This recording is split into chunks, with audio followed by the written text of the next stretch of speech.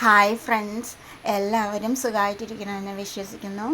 ഇഷ്ടമായ ഒന്ന് ലൈക്ക് ചെയ്യണേ, സബ്സ്ക്രൈബ് ചെയ്യണേ, ഓൾ എന്ന ബട്ടൺ കൂടി പ്രസ് ചെയ്യണേ. ഇന്ന് എന്താ ഉണ്ടാക്കാൻ പോകുന്നത് നോക്കാം. ഒരു ഓണം സ്പെഷ്യൽ പാവയ്ക്ക കിച്ചടിയാണ് ഉണ്ടാക്കാൻ പോകുന്നത്. അതിനായി ഇതാ വൃത്തിയായി കഴുകിയിട്ടൊന്ന് കട്ട് ചെയ്തെടുക്കണം. ഇതാ ഒരു ചീനച്ചട്ടി എടുത്ത് ചൂടാൻ വെച്ചിട്ടുണ്ട്. ഇതിലോട്ട് ഒരു 1.5 സ്പൂൺ ഓയിൽ ഒഴിച്ച് കൊടുക്കാം. അതിലോട്ട് ഈ പാവയ്ക്ക കട്ട് ചെയ്ത് വെച്ചിട്ടുണ്ട്. അതായത് ഇങ്ങനെ കനം കുറച്ച് കട്ട് ചെയ്ത് വെച്ചിട്ടുണ്ട്. ഇത് അതിലിട്ട് ഫ്രൈ ചെയ്തെടുക്കാം. ഇതാ തീയൊന്ന് ലേശം കുറച്ച് വെച്ചിട്ട് ഇങ്ങനെ ഫ്രൈ ചെയ്തെടുക്കും. ഏകദേശം ആവാറായിട്ടുണ്ട് കേട്ടോ. ഇതാ ഇപ്പം ഏകദേശം ഫ്രൈ ആയി തുടങ്ങിയിട്ടുണ്ട്. ഇതിലോട്ട് കുറച്ച് ഉപ്പിട്ട് കൊടുക്കാം.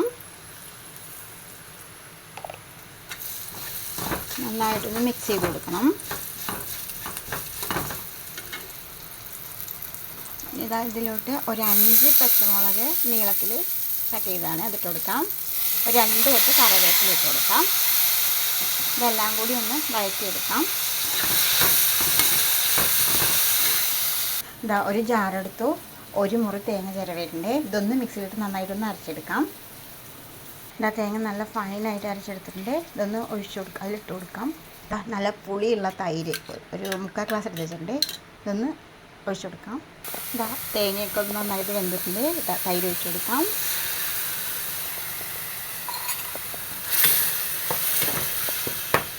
ഗ്യാസ് ഓഫ് ചെയ്യാം. ഇതാ ഒരു ചട്ടി അടുപ്പത്ത് വെച്ചു, 1 സ്പൂൺ ഓയിൽ ഒഴിച്ചു കൊടുത്തു. ലേശം കടുക് ഇട്ട് കൊടുക്കാം. 2 കപ്പൽ മുളക് പൊട്ടിച്ചിട്ട് കൊടുത്തു.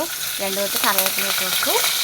ഇതാ നല്ല ടേസ്റ്റി ആയിട്ടുള്ള ഒരു പാവയ്ക്ക കിച്ചടി റെഡി ആയിട്ടുണ്ട്. ഭയങ്കര ടേസ്റ്റാണ് അങ്ങനെ കഴിക്കാനായിട്ട്. ഇഷ്ടമായ ഒന്ന് ലൈക്ക് ചെയ്യണേ, സബ്സ്ക്രൈബ് ചെയ്യണേ, കമൻറ്റ് ചെയ്യണേ.